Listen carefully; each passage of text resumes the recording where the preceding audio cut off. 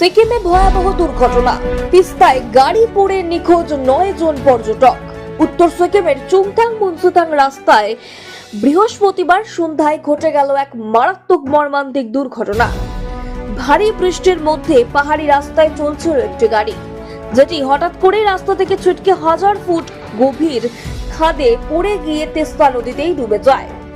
দুর্ঘটনা কবলিত গাড়িটিতে ছিলেন পশ্চিমবঙ্গ এবং ওড়িশার মোট 11 জন পর্যটক।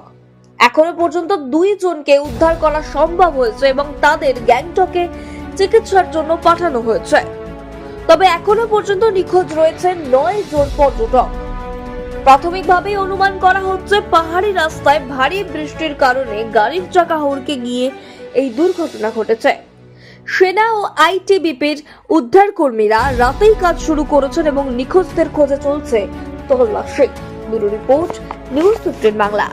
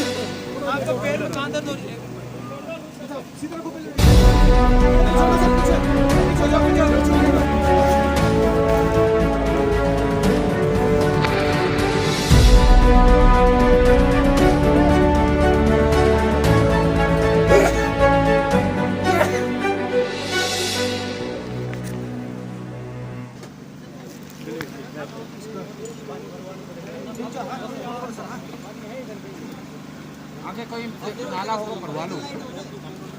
ड्रैगन लाइट है और अरे तो तुमने चले जाओ, पानी दे, नाला होगा भरना हो।